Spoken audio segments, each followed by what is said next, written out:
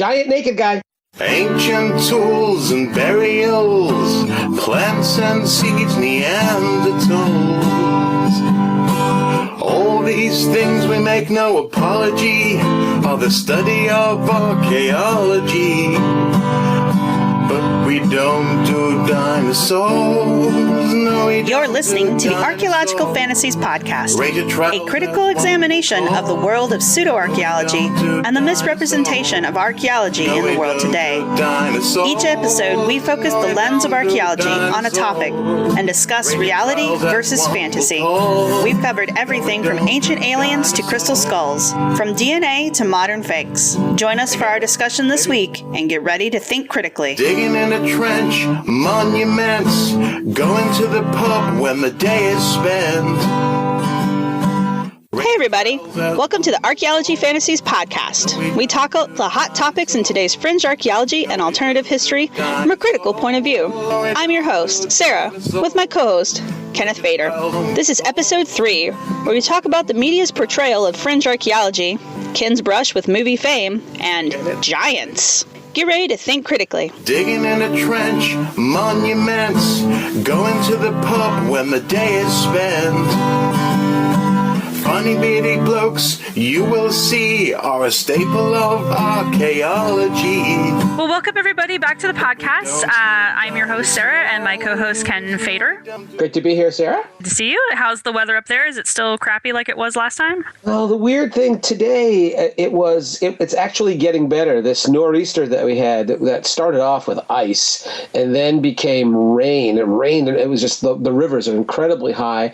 And then last night and today, it was snowing much of the day, but it was warm enough that the snow all melted off. We didn't get any accumulation. It wasn't a real big hassle with roads, but I live in a forested area up in here in northwestern Connecticut, and it's just gorgeous. All the conifers are just coated with snow. It looks like a Currier and Ives postcard. It's really quite pretty. Now you're just bragging. Hey, listen, what can I tell you? You know, it's beautiful, and the roads are okay. So the students cannot say, "Oh, we can't make the final because the roads are bad." And now the roads are fine. My favorite is when they tell me they couldn't come to class, and I ask, "Well, how far was your drive?" And they said, "Oh no, I live on campus, but I didn't want to walk across campus." I said, you can walk across campus in the snow. It's really okay. Yeah, it's okay. You can survive that. Okay, well. Today, we are going to talk about basically how the media treats pseudo-archaeology. I thought we'd touch on History Channel because they have a variety of shows. But you have had some personal experiences with this kind of thing. Absolutely. Can you talk a little bit about the movie you were in and how you handled that situation? Well, the cool thing there, Sarah, is that I complained so much that it was the movie that I was not in, although a bunch of my colleagues were. I was interviewed. But before I even get into that, here's what I want to preface this with something, because we are going to be talking about a lot of it's going to be talking about cable TV, because they seem to be some of the worst of the offenders when it comes to pseudo archaeology. But I remember years and years ago reading a little essay that was written about television when it first got started. I mean, we're talking about television in the 1940s, right. And people were asking, well, what do you think the major focus of television is? What's at the heart of television? What's its purpose? What is the fundamental reason television exists? And people were talking about, well, there's entertainment, there's sports, there's news, there's the weather, there's information, there's science programs. But bottom line, this cynic responded, the fundamental reason for the existence of television is to sell laundry detergent. And that was soap operas. It was a metaphor for, what the bottom line here is that the business model that we have here in America for commercial television, and welcome to capitalism, is they want eyes in front of the TV screen. They want big numbers so they can charge other people a lot of money to advertise their products. Television is the engine that drives television is advertising, is selling stuff. And that the bottom line here, and we can't be naive about it, is that as good as some TV is, or wonderful actors and terrific directors and writers and interesting shows, but as good as it is, the bottom line is if they can't sell laundry detergent, the show doesn't get made. It doesn't last on the air. And as long as there are sets of eyes watching those screens, no matter how dumb you and I might think those shows are, no matter how fake the stuff is, ultimately, it doesn't make a whole lot of difference to the people holding the purse strings, because as long as you can show that there are big numbers and they can sell advertising time, that's what it's all about. So there are shows we'll be talking about today, I'm sure, that it would seem that any rational person watching it would say, well, wait a minute, that doesn't sound legitimate.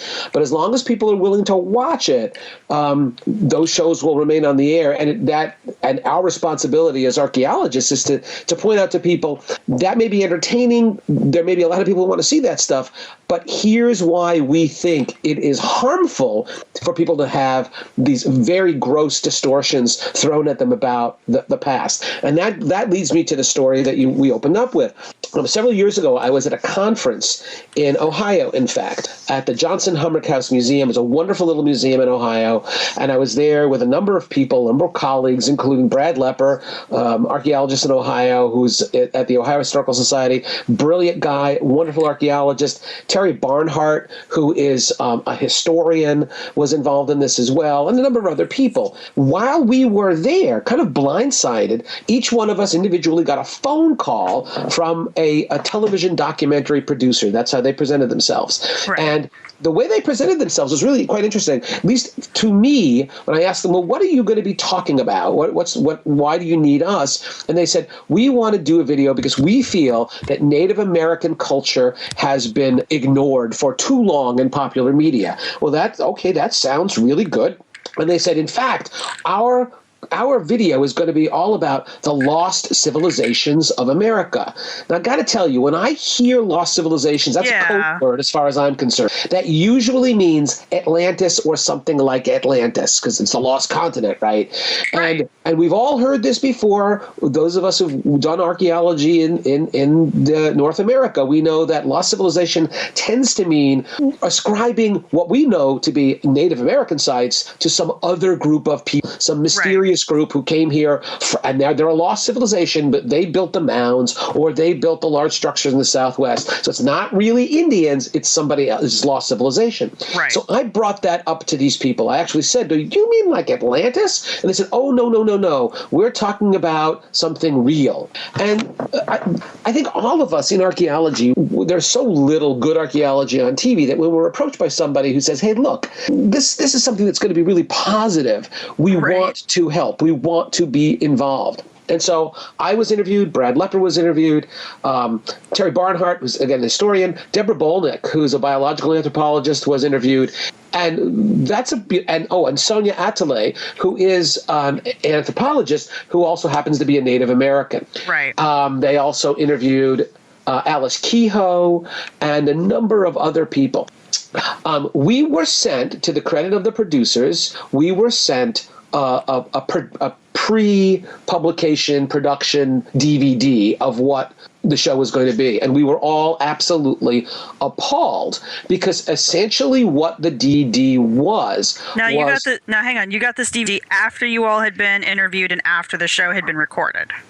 Right. In other words, we had been interviewed, all right, and now they're working on the edit. This was like a first edit before it was released to the public. Okay. So these guys were being honest and saying, hey, listen, this is what we put together. We'd like your feedback. And we began talking amongst each other, via email saying, oh my God, did you see this? Right. This is absolutely bizarre because fundamentally what its underlying theme was that the mounds of Ohio had been built by interlopers from Israel 2,000 years ago. That ancient Israelis, lost tribes of Israel, or something like that, had arrived in North America, had come to Ohio, and had started building mounds and leaving inscriptions in Paleo-Hebrew behind. Now, the thing is, it was very clever edits that they performed. So it made it sound like, now, Brad Lepper, is a good friend of mine and a colleague, and he has written more extensively about some fake artifacts called the Newark Holy Stones. He's written about this more than anybody else has. Right. And the Newark Holy Stones were featured prominently in the video. They never asked Brad, well, so what do you think about the Newark Holy Stones? They ignored that entirely. But the reason for the reason why they interviewed professional archaeologists is what they wanted from us, and we gave it to them naively, was an agreement that, there were a lot of European settlers in America in the 18th and 19th centuries who denied that the native people had been responsible for the mounds. The whole mound builder myth, this mysterious group of folks who were not Native Americans who ostensibly had built the mounds, that's on the European settlers, colonists, travelers through the American Midwest who simply, for fundamentally what were racist reasons, denied that Native Americans had been responsible. So somehow in the video, they managed to, they believed that by archaeologists today denying that a great civilization, i.e. people from the Middle East, had built the mounds, that in fact the standard conservative traditional archaeological interpretation that we had was the same as what people had been saying back in the 19th century. So it was this weird intellectual leap that here we are archaeologists who will give you the gospel about the Native American responsibility for these wonderful archaeological sites and the enormous sophistication of their civilization, but somehow that was being interpreted as us denying that Native Americans were responsible for the mounds. It was really very peculiar. And the way that they edited it, the way that they cut it, really sounded I'll give you I ended up not being in the video. But right. The worst part of it for me was, all right, they asked me about, well, what kind of evidence would you need to prove that people from someplace outside of North America actually got here before Columbus? And I said, well, that's actually a really interesting question, because in fact, archaeologists today absolutely will confirm that. And I gave them the whole story of L'Anse Meadow, the Norse site in Newfoundland that dates to 500 years before Columbus. Right. And I tried in that to explain this is the kind of evidence we would need. You look at that 500-year-old site, and you've got radiocarbon dates that date to the right period of the sagas, the written documents that the Norse, the things that they recorded about this trip west of Greenland. So we have charcoal, we have structures, house remains that look like Norse house remains. We have an iron smithy. We have bronze artifacts. We have iron artifacts. So you have this. We have a soapstone spindle whorl. You have a ring-headed bronze pin. You have all these artifacts in stratigraphic content from a date that's about 1000 AD 1000. And very clearly, this is Norse. This is the kind of evidence you'd expect. My point was, if ancient tribes of Israel arrived in Ohio 2,000 years ago, we would have more than simply a couple of enigmatic artifacts with Hebrew on them. We would have whole communities, villages of people. If people are building mounds, there have to be a lot of them. They have to be in one place for a long time. And the archaeological record would show that. They, in the original edit, with me in it, they had it. The point of my testimony was to show how, well, if the Norse could do it, if clearly we've broken that Columbus stranglehold on who discovered America, well, then why stop at the Norse? Why not Phoenicians or Celts or lost tribes of Israel? So we have no evidence. Yeah, see, they were using this as a case study, just yes, it did happen one time, and then ignoring the evidence that we required in order to accept that scenario, which was very bizarre. And again, one of the things that I said when I was being interviewed that I thought was important, but that, of course, didn't end up in the final movie, was that very often people accuse archaeologists of being not just skeptics but cynics. We don't just we are doubters and naysayers, and we will never change our previously held conceptions. And what I told to these guys, I said, look, we're archaeologists. And so don't be surprised when archaeologists say, yeah, written documents are nice, but we want hard physical evidence. That's our stock and trade. The gold standard for any archaeologist in saying those people from over there came over here is where's their stuff? Where's the stuff that's diagnostically theirs? Doesn't look at anybody else. It's theirs. It's material made from their area in a style that reflects their culture, and on and on.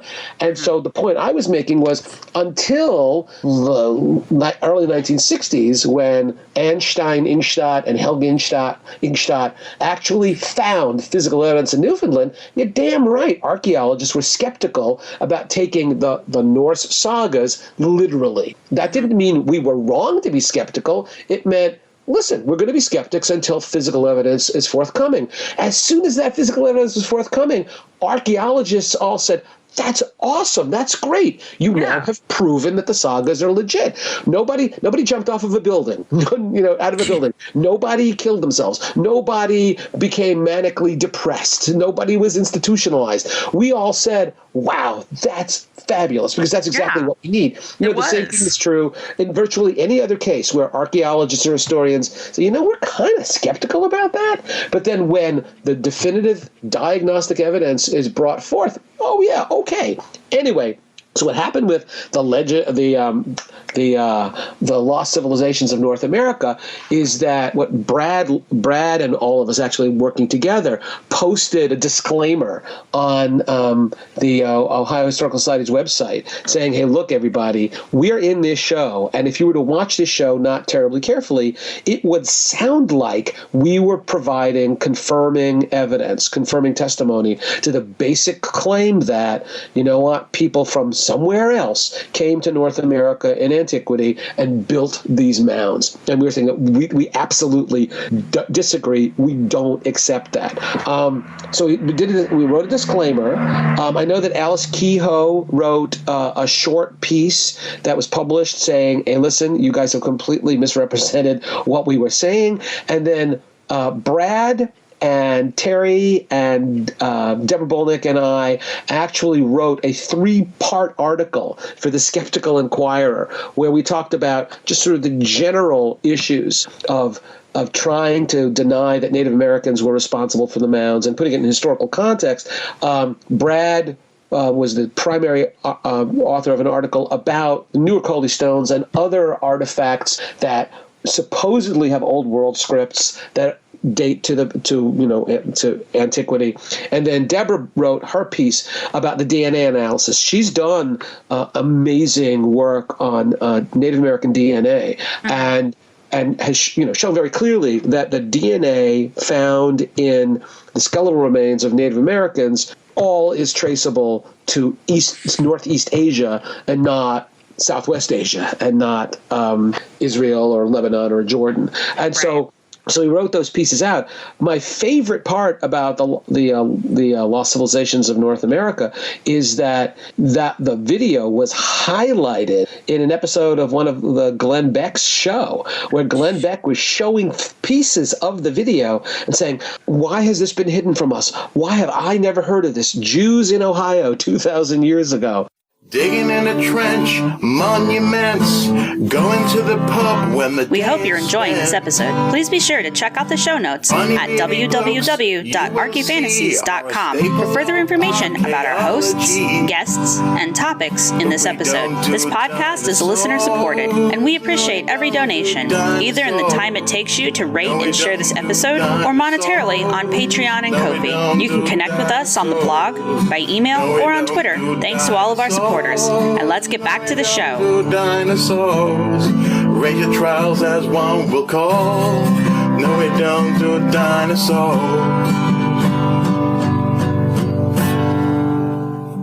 One of my favorite stories about the Newark Holy Stones is that recently I was in front of a committee on my campus, and we're applying for a sabbatical, and I'm talking about some of these fake inscriptions found primarily in the 19th century, and I actually have in my hand a replica of one of the newer Coley stones. It looks kind of like a plumb bob, and it's got Hebrew writing. I mean, I recognize it as Hebrew writing on four sides of it.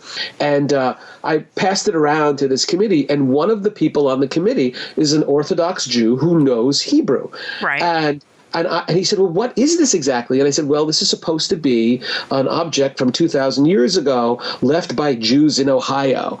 And he said, 2,000 years ago? I said, yes. And he looked at it and he said, but this is the wrong kind of Hebrew. This is modern Hebrew. So here's a guy who knows nothing, no prompting, nothing at all. No foreknowledge about this artifact, but immediately diagnoses it as a fake because it's Hebrew that only was developed like a couple of hundred years ago. I said, yeah, well, that's exactly the kind of problem that we have. So tell me how, because I know that, you said kind of offhandedly that you complained enough that they took you out of the video. Right. But when my professor explained it to me, apparently you had to like threaten legal action to get out of the video.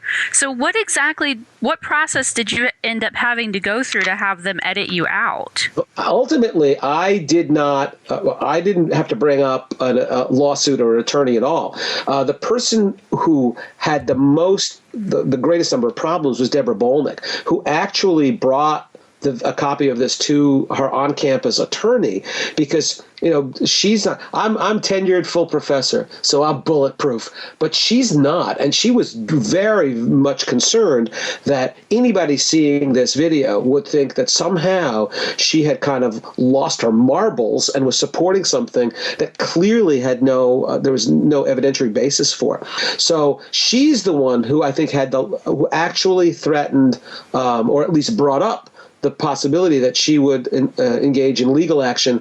If I remember correctly, one of Deborah's major problems was, and this happens when you do videos, when you're interviewed for documentaries, they may interview you for 3 hours and 5 minutes of it ends up in the video. Right.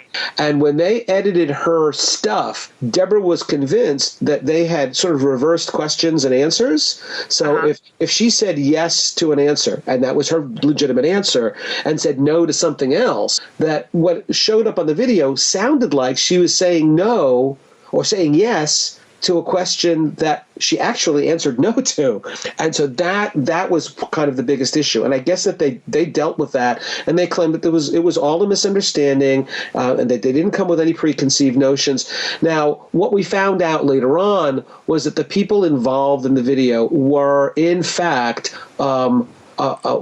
what some Mormons have explained to me as kind of a fringe sect of Mormons. So that a lot of what you saw in that video, which is why Glenn Beck embraced it, was in fact a kind of literal interpretation of the Book of Mormon that most Mormons do not adhere to, but that some do.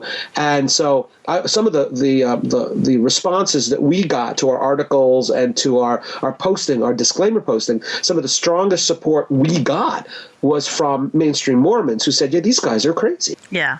Okay. So did they pull her interviews, or did they just adjust her interviews? They adjusted her interviews. No, they pulled you completely. They pulled me completely. And, I never found out. I was grateful that they did, and was never quite certain why they did. But I think that ultimately there just was no way they could. And this wasn't because I was smarter than anybody else. It's just that the things they asked me to comment on, they could not so misrepresent that they could use my material. Although they tried, it just wasn't working for them. That's the only interpretation that I have. That my stuff just didn't work according to their overall view. But they could interview Brad Lepper talking about the amazing octagon earthworks and use that as, see, people don't know about these sites because there's this conspiracy of silence, and yet even a professional archaeologist admits that these were spectacular places. One of the funniest parts about this, Sarah, was that one of the underlying themes was that the archaeological community has engaged in a conspiracy to keep it quiet, that that people in the New World in antiquity had enormous urban settlements like Cahokia, or spectacular mound sites like Serpent Mound or like Mound City, and so that they were in this video blowing the lid off, man. They were exposing this to light, where us archaeologists, of course, have been trying to hide it.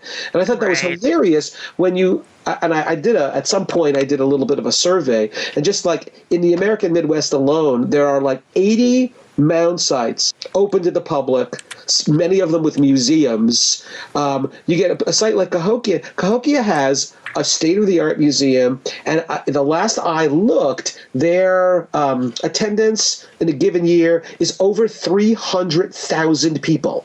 Right. We're doing a pretty lousy job of trying to keep it quiet.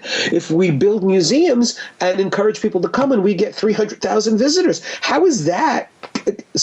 How does that fit some kind of a theory of a conspiracy to keep it all quiet? It was just kind of absurd on its face.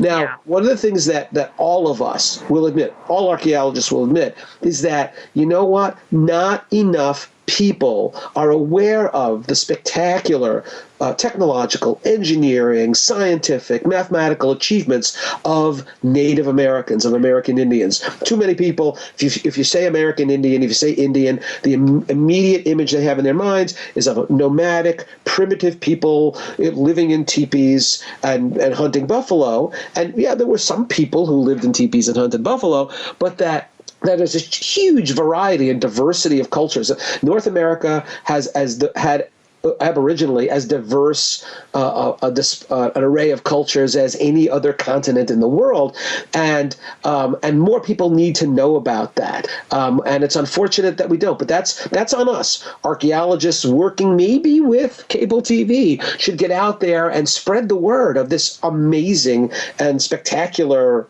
archaeological heritage that we find right here in America, and it has nothing to do with ancient aliens, it has nothing to do with Templar Knights, it has nothing to do with ancient Israelites or Phoenicians or Celts or Romans or Egyptians. It has everything to do with Native Americans working this stuff out on their own without help from a Peace Corps or whatever it is you want to call it. Right.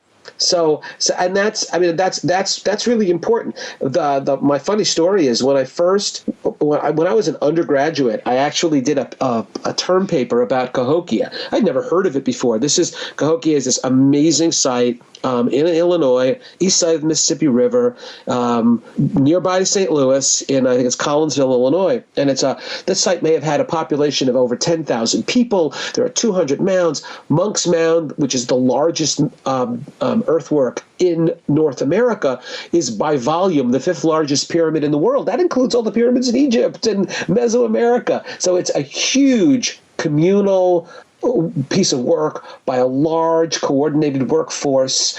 These people were agricultural, they were sedentary, they traded over hundreds and hundreds and hundreds of miles raw materials. So these guys are a sophisticated, enormously well-developed, highly developed civilization.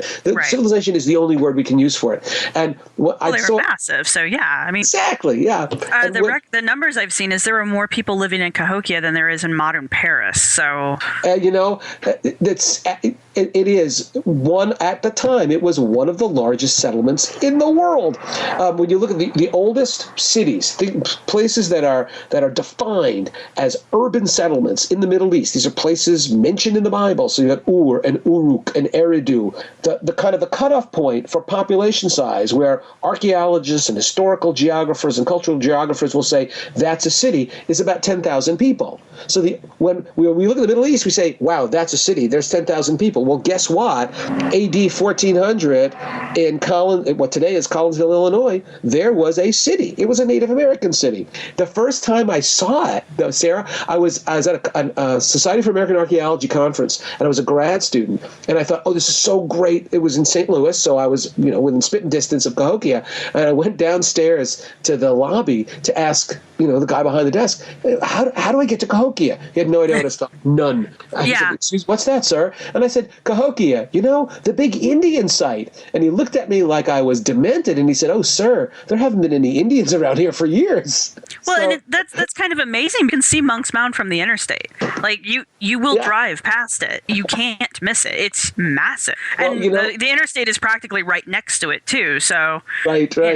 Yeah, when I was there, when I actually took a bus to Cahokia, and even the bus driver, he said, "Oh, where those big hills are?" He said he just thought, "Well, they're just kind of hills." I said, "No, man, those are pyramids of Earth." I said, "Wow, I didn't know that." But it's a great place. I encourage everybody, if you get a chance to see Cahokia, come away amazed because of not just the large structures all over the place, the large mounds, but the artifacts that have been excavated at Cahokia and are there in their museum.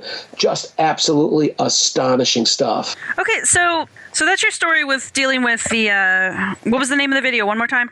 It is The Lost Civilizations of North America. Lost Civilizations of North America, and I'm pretty sure I can find a link to it because we got a link when I was in class. Yeah, you definitely can. And I think they're still. I think what happened was they were doing this on spec. So in other words, the producers of this, I don't think, had a contract with a cable network to show this. So they did it on spec. They farmed it out. I don't know if the controversy prevented them from actually selling it, but then so what they ended up doing was just selling it on their own, the DVDs. And when you get somebody like Glenn Beck, who's got a huge following, and you get Glenn Beck highlighting it and saying everybody should know about this, I imagine they sold quite a few of them, but I don't know. Well, it's out there, and it's honestly worth a watch because it's a very interesting. Not being a person who was interviewed for it, being a person who was watching it. Right. It's a very interesting video because it's kind of insidious. It starts off very academic, very factual, or at least presenting itself very factual. And then it's kind of like, I don't know, it's kind of like looking at a surrealist painting. You just suddenly start noticing little things that are off, and then it just all tumbles from there. And then by the time you get to the second half of the video, I mean, they are way off in left field. But the first half of that video can be kind of confusing if you don't know what you're listening to. And we watched it in a room full of graduate archaeologists, so we're all like, "Oh God, really? What is this about?" Right. And then it got to the genetics part, which none of us are aware of, and it's so over the top and so over everyone's head. I mean, I had to Google half the stuff they were talking about, and I was like, "No, this isn't what." And even the Google had a hard time, but like, Google's not a geneticist, so you can't always rely on it. Right. But even that was enough to tell you that what they were trying to claim and prove completely out there. Yeah, I highly recommend anybody who's listening to this podcast, if you're interested in the deconstruction of the video, you can find the 3 articles that were written by Brad Lepper, Deborah Bolnick, Terry Barnhart, and me. You can find them for, download them for nothing on the website of the Skeptical Inquirer. That's Inquirer with an I. And if you look around for the Lost Civilizations, or just type in my name, Feder, Feder, you'll find those. And the third of the articles, you're talking about the DNA. Deborah Bolnick, who's just brilliant, she does a really good job of breaking it down, especially for people who don't have a background in genetics. She can explain exactly why what their geneticists said just absolutely either 20-year-old stuff that geneticists know is not true, and she does a great job of that. So by all means, go and check those out and see for yourself how we responded to the claims and allegations and the perspective of the producers of that video. And we'll try to get everything linked in the show notes for this episode so that you don't have to hunt that hard. There you go. So, okay, I can send those too. I actually have links to your guys' articles because it's one of the first things I read. Anyway, moving on. So you said you had a story that was similar, but it was happening to a colleague of yours? Yeah. I don't know if have you watched any of this, what the search for legendary giant, what's I don't even know what the name of the show is at this point, but it's on the History Channel, and it's the Jim and Bill Vieira, these brothers who apparently are traipsing around the country looking for evidence of, again, the Smithsonian and other archaeologists have conspired to keep the truth from the public, that in American America's past is populated by giants who are 10, 20 feet tall, and that they're responsible for building the mounds. It's this incredibly bizarre thing. It's what they do is they basically, and Jim Vieira is a guy who had one of these TEDx talks. You know, we all heard of the TED Talks. Well, that organization apparently had a policy where even if you weren't a famous person, and even if you weren't a person that had a lot of support from, academic support or whatever, you could do a TED Talk, but it was called TEDx. Right. And Vieira did one, and I watched it, and it was just it was mind-blowing. I can't even describe what he's talking about. But one of the themes of his work is that he's gone through a bunch of 19th century newspaper articles, taken them literally, and clearly he has never, I don't think he's ever seen a human skeleton. He certainly hasn't excavated a human skeleton. And based on these 19th century descriptions of large bones, he has decided that the Smithsonian knows about this. There's been this long-running conspiracy to hide the truth. And maybe at some point we can do a whole podcast about that show. But anyway, what they did up in Massachusetts is, and for anybody listening to this who says, man, Fader's not making any sense, I don't understand how these things are connected. Trust me on this one. I'm not the one not making sense. It just really doesn't make any sense. But part of their hunt for giants, the Vieira brothers have found, or they haven't found it, historically well known, a stone chamber in Goshen, Massachusetts. And it's very well made. There are some tunnels, and it is a little bit mysterious. We don't know exactly who built it, when it was built, or why it was built. Somehow or another, this show has decided that this stone chamber has something to do with giants. Now, the stone chamber, the tunnel where you have to go walk through to get to the stone chamber, is 2 feet tall. So these are very short giants, apparently, who had to go into the chamber.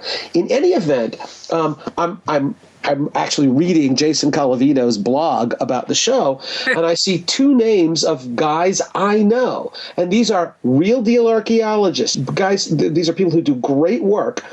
Eric Johnson, who's a lecturer at UMass Amherst, and I've known Eric forever, and Steve Mrozowski, who's at the University of Massachusetts in Boston. And again, I mean, Mrozowski's brilliant. I mean, just spectacular, does mostly historical sites archaeology, really a good guy and smart. Somehow or another, Mrozowski and Eric Johnson were on this show talking about this particular feature, the stone feature. Right. And if you looked at the show, it sounded like, okay, we have 2 professional archaeologists who are confirming there's something extremely mysterious going on here. Now, Mrozowski has been so incensed at how his stuff was edited and shaped in the video. He's actually, and I'll send you this link, Sarah, he's actually commented on his blog. He's at UMass Boston, and I guess it's the Fisk Center, which does their archaeology center. So he's on their blog. He has a couple of detailed deconstructions of how he feels used and abused by these guys. Again, in the editing, he says, listen, they never said anything about giants. They never said anything about biblical stories. This was all about, hey guys, we're doing a video. We've got this really interesting site. You're an archaeologist. Come and tell us what you think about it. And Steve has said, he gave them a lot of details about what he thought might be going on in the site, but none of that was there.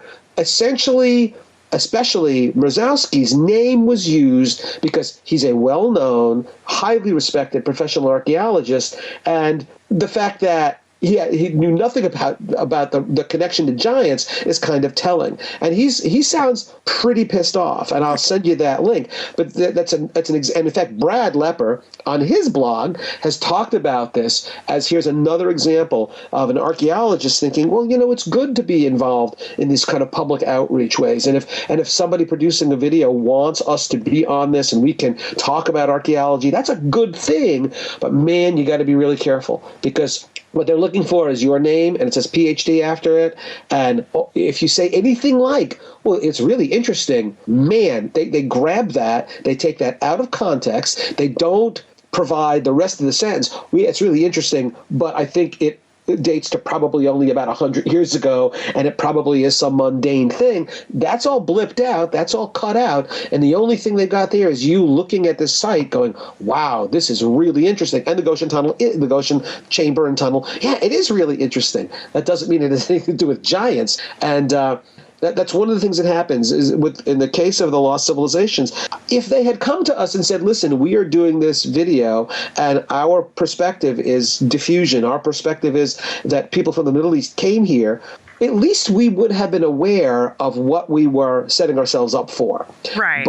And I think that but they're deceptive on purpose because they don't want you. This is my opinion, and I think it's right because it's my opinion. Right, of course. But I think they purposefully come to you guys deceptive because they know you won't help them if you know what they're looking for.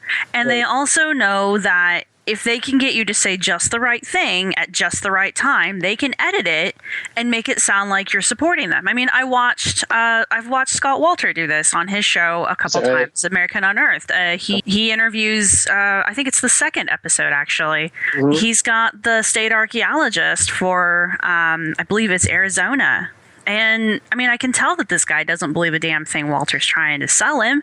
But the way that they cut it, it's very unsympathetic to him because it makes him look like at points that he is actually agreeing with Walter, even though you can tell he doesn't mean it. And so I'm like, this is just some very creative editing. And unfortunately, this guy, who is a state archaeologist, so he probably had to be there because they were on an actual archaeological site, a known site. Mm-hmm. And Walter wanted to do all this crazy crap. And he finally ends up bringing in a magnetometer or a ground penetrating radar, and that's the only thing they'll let him do because you don't have to disturb the ground to use it. Right. And the whole episode, Scott's trying to convince the state archaeologist to just let him dig. Just let me dig. Just, I can dig this in a couple days. Or there's already been people up here disturbing it. Why can't we just dig up what they've already dug? And it's one of those situations. They're just waiting for the right thing so that they can twist it. And of course, for a fact that when we, as stewards of these sites, as people who are charged with the task of protecting these sites, when we tell Scott Walter, you know what, no, you don't have the training, you do not have the skills, you don't have the credentials to dig this site, that's interpreted as, you see, they've got something to hide. And that's exactly how he interprets it on the show. I mean, you can tell just by the way he's looking at this guy with contempt, and there's, I forget what it is, but there's some point where he's basically going, oh, let me dig. And the guy goes, no, you can't dig. We have to do the paperwork in order. He's like, if you can fund the dig and you file the paperwork and it goes through properly, you can come out here and dig. And then Walter's like, oh, really? Like, he totally didn't even believe it. And it's no, we're just making this up, because we just want to give just you, a really hard time. The rest of us are just out here with shovels and screens waiting for any moment to pass so that we can run out here and start screening dirt. Hey, listen, I have a PhD in anthropology. I've been doing archaeology for more than 30 years, worked all over the state. Coming up next summer, I'm going back to a site I've excavated for 2 years and it's on state property. I have to file a bunch of paperwork. I have to tell them exactly where I'm going, what I'm going to do, what's going to happen to the artifacts. I have to submit my credentials because the state has rules and regulations. It's no different than a state or the government saying, we need rules and regulations before somebody can conduct surgery, right? It's not because we're bad people or we're trying to hide something or trying to monopolize something. It's just that we do realize that you need some level of expertise to do this stuff. Federal government has various regulations for who's allowed to excavate on federal property, and it's not just credentials. You have to explain why you need to dig, what's the purpose of this dig, the disposition of the artifacts. You have to agree in advance to a timely report. So it's not, when they tell Scott Walter, no, you can't dig, that's what they would tell anybody, including me, until I filled out the proper application to allow me access to that property to do excavation. That's what every one of us has to go through that. Yeah, it's a way to protect these are basically natural resources. It's a way to protect them. It's a way to make sure that they're done correctly. And it's also a way that if anything were to happen, there's someone to trace it back to. It's creating a chain of custody. And that's very important. And that's something that I don't think people like Walter and the other people who have these shows, I don't think they understand that we need, the paper trail is tedious and it's monotonous and it's a pain in the ass and nobody really wants to do it, but it has to be done, and it has to be done to protect the artifacts and to protect the site itself and to protect the history of the people who that site represents. Any prehistoric site that's being dug on American soil is by default a Native American site. Right. And a lot of times these people are gone. We can't go to a living person and say, hey, tell us about this site. They may have a living descendant or the tribe itself may still exist, but that doesn't mean there's anybody alive who can come down there and say, oh yeah, that's where the kiln was, and over there is where we would do whatever. There's nobody alive like that. So all we have is this footprint that's left in the dirt.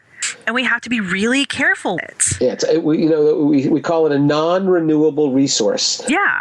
Nobody's making 10,000-year-old sites anymore. Nobody's making ancient pottery kilns anymore. There are a finite number of those, and when we bulldoze or excavate the last of them, there are no more left for us to learn from. So right. We need a really good reason for excavating a particular site. And just to satisfy your curiosity, because of some weird question you have for a cable show, that really generally is not sufficient reason to excavate a site. But no, and they take it as a personal attack on themselves. They're like, oh, well, you just don't want me out here because somehow my specialness is going to discover the one thing that everyone else has missed, and therefore, aliens or giants or whatever. But that actually fits perfectly with their mindset and the scenario that they're laying out. Of course, we're going to deny them access to that site because we know if they dig it up that we will be exposed, right? They'll know that we've been lying to them all along. The question I think a lot of people you should ask when these things are going on or being said is that why on earth would we hide these? Exactly. Why would we care? Tomorrow, if somebody could prove that they were 10-foot tall giants roaming in Ohio 1,000 years ago, well, does that end my world? That would be really interesting. And the other thing that you need to ask, and I've had some very interesting responses when I ask this, is, okay, let's pretend for 5 minutes that there really were 10-foot tall giants roaming around in Ohio. What does that change? What changes if that were true? Is reality suddenly going to morph around us and form into a new reality? Because it's not going to change anything that has occurred between the point that those giants apparently went extinct and today. It doesn't change anything. So it's like, why would we hide that? That would be actually pretty. Yeah. And what does it change, even if it were true? Digging in a trench, monuments, going to the pub when the We hope you're enjoying this episode. Please be sure to check out the show notes at www.archyfantasies.com for further information about our hosts, guests, and topics in this episode. This podcast is listener supported, and we appreciate every donation, either in the time it takes you to rate and share this episode or monetarily on Patreon and Ko-fi. You can connect with us on the blog, by email, or on Twitter. Thanks to all of our supporters. And let's get back to the show. Dinosaurs, rate your trials as one will call. No, we don't do dinosaurs. There are fringes, and then there are fringes of the fringe. That's true. There's a fringe of the giant thing that essentially says those giants, in fact, relate to the Nephilim of the Bible. Oh, so yeah. That they're not even just really tall guys. They're not just guys who, would be really good in basketball. They are perhaps the hybrid. It's a hybrid species of when the angels came down to earth and mated with human women, and then they got evil. And it's the stories are so Byzantine. It's such an incredible morass of bizarre claims. So I guess for the fringe of the fringe, it changes everything, because it proves these spirit being giants, and they mated with women, and you kind of want these people to go into therapy or something. It's like we got aliens probing people up the butt, and you got angels, mating with human women. There's a lot of sexual undercurrent to some of these things that I think maybe would be better left not spoken about. That is a reoccurring theme in a lot of this stuff. So-and-so came here so that they could have sex with so-and-so. Whatever. Hey, listen, I've got a really cute short story. We're talking about how these video people, how these videographers, how these cable channels and producers, video producers, how they can manipulate things. I actually had several conversations with the producer, and thankfully they were very honest with me. Producer of which show now? It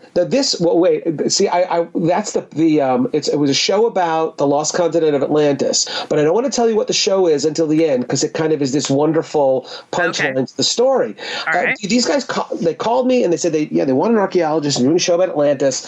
They do what they always do. They say, "Oh, we've read your book." Clearly, they hadn't. And I said, "Yes, I've done some interviews about Atlantis. I'd be happy to participate." And we're getting down to the details where they say, "Okay, we're going to fly you to our location," and on and on and on. We'll pay your expenses. And then they said, "Oh, one more thing. We will need you, when we interview you, to say that Atlantis was real." And I said, wait, time out. Wow, they straight up told you that. You've read my book.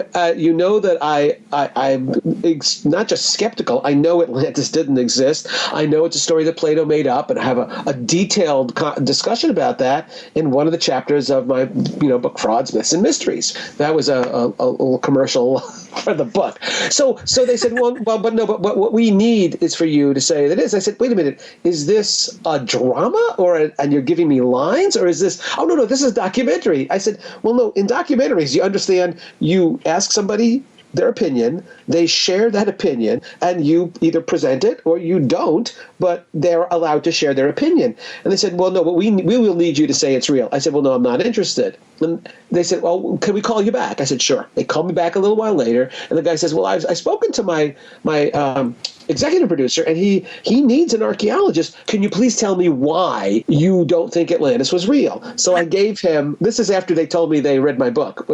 They would not have done well on the midterm, let me tell you. So I gave him the 5-minute 10-cent version of what Plato was trying to do, what the dialogues are all about, the fact that there is absolutely no physical evidence for the lost continent, and on and on and on. And then the metaphor that I used is, look, the Atlantis story is about a great, all-powerful but evil empire trying to control and dominate its entire universe. The only thing standing in their way is a small group of people living a righteous and pure life.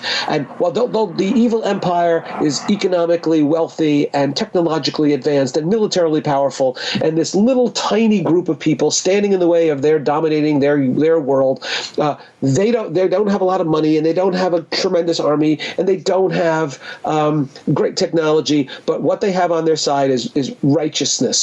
And they're able to defeat this large enemy. And I said, essentially, the Atlantis story is Star Wars. And Atlantis is the evil empire, and it's ancient Athens in this story told by Critias, who was the main character in the dialogue about this. The force was with them because they were living the perfect life. And the producer said, oh, we love that. We love that. So could you tell that story but still say Atlantis was real? I said, no. I said, let me get back to you. They get back to me, and they say, all right, we really want you on the show. We love that story. But what we're going to need is when we ask you questions, you don't have to say it was real, but you have to sit on the fence. You have to say you don't know. And I said, you guys aren't listening to me very closely. I know it's not real. I know it's not real. I'm not going to completely go against everything that I believe based on my analysis and my research. research. They said, well, can we get back to you? I said, sure. Honest to God, they called me back and said, all right, you know what, Fader, we want you to tell your story. You can say whatever you want. And here's the deal. They actually said this out loud. You can say it's not real, but we'll edit it in a way that makes it sound like you believe it's real. They actually said that to me. Why and would I said, they? Well, I mean, at least they're being honest. and you know what they said? They said was, listen, this way you can have deniability. When all your students and your colleagues yell at you, you can say, damn it, that's not what I said. So at that point I said, listen, I'm not doing this. Yeah. Please stop calling me. And then I asked them an interesting question. This gets back to what the video was, which actually was on TV. I said, why, good God, if you're doing a documentary, why are you not just interviewing people and sharing with the audience what their actual opinions are? And the guy said, well, we need an archaeologist to say it's real. And I said, why? And that's when he said, well, I'm not supposed to tell you this, but the video, we are an independent production company. We have been hired by ABC. I said, yeah, so? And then he said, well, do you know who owns ABC? I said, yeah, Disney does. And he then said, have you been to a movie theater recently? I said, yeah. And he said, do you have kids? I said, yeah. He says, have you noticed that there is a Disney movie, and you've seen the trailer for it, called Atlantis: The Lost Empire? And I said, oh my God. And what they said to me was that Disney hired them to produce a documentary with scientists about Atlantis as a 90-minute long-form commercial for the Disney cartoon. Now, I said, well, that's really an interesting story. Never call me again. But when it was on, it was 90 minutes. It was on ABC, and it was an abomination. But the funny thing about it, it was actually, they had snippets of the movie, the cartoon, pure entertainment. The movie was fine, interspersed with interviews with what people who were presented as scientists and historians, who then said, well, yeah, I mean, what's being shown in this movie could actually have happened. And it's like, oh my God. And what was really cool was that all of the kind of the art design and set design, the backgrounds, all of that stuff looked like this combination kind of Maya, Aztec, and Inca architecture. And that was done intentionally to make it sound like, oh my God, the stuff that you can really see in an archaeology book, that all came from Atlantis. And all of the usual suspects were on the show. All of the people, there's a couple, the Flamaths, who have written a number of books talking about Atlantis really existing, but now you can't find it because it's under the South Pole ice cap. And a bunch of other kind of really fringe thinkers, they were the ones who they got to go on the show and actually say, oh yeah, that's absolutely real.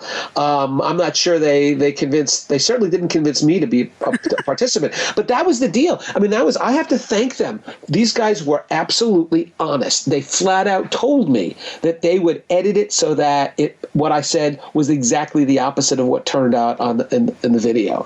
Well, the joke's on them, because that movie bombed as far as the movie's concerned. Yeah, right. I don't even think they can sell it on disc anymore.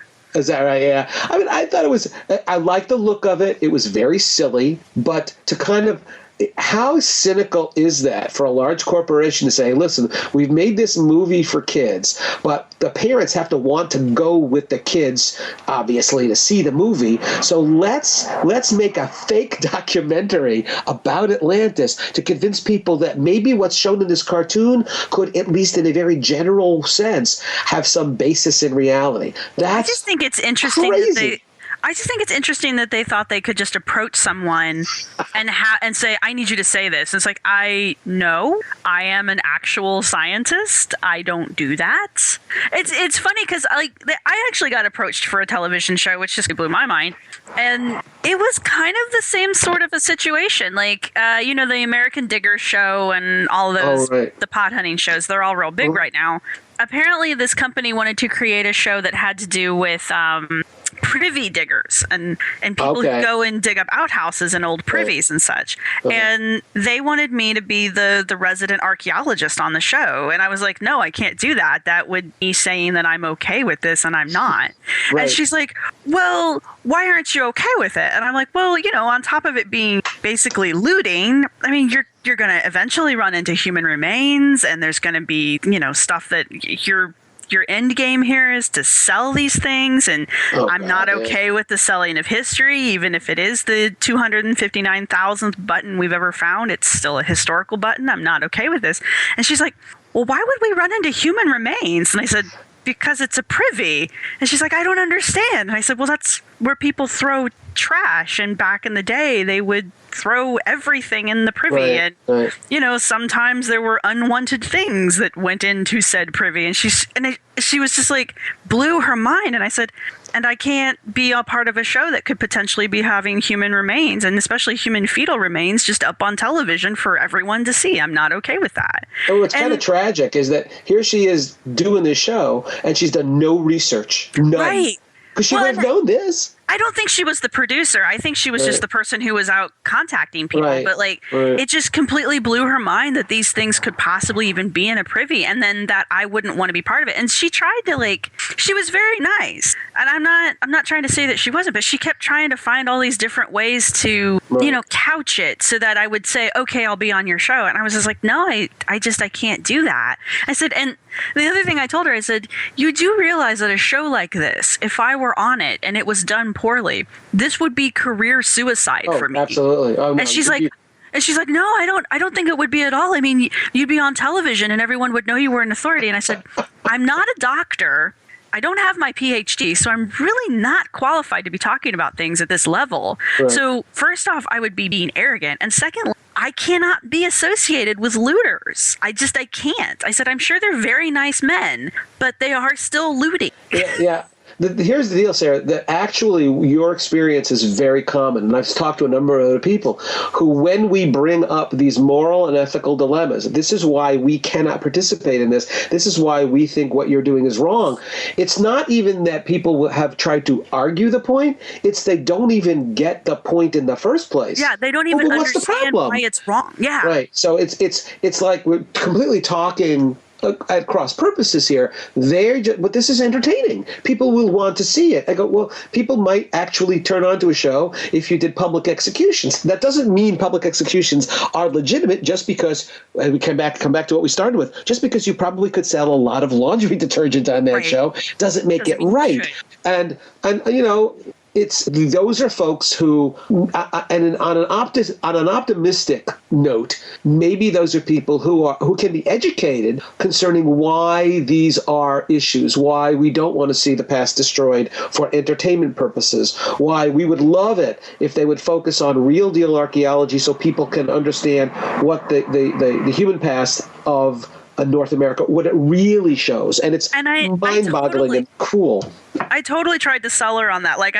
I tried to explain it to her. I only had an hour on a Skype call, and I tried to explain the ethical and moral problems here, not to mention the legal problems they were going to encounter. Right. I said, and I would totally be okay if you wanted to bring in a team of archaeologists and we would excavate the privy, and your two gentlemen could be part of that excavation. Not everyone on an excavation has to have a degree. Sure.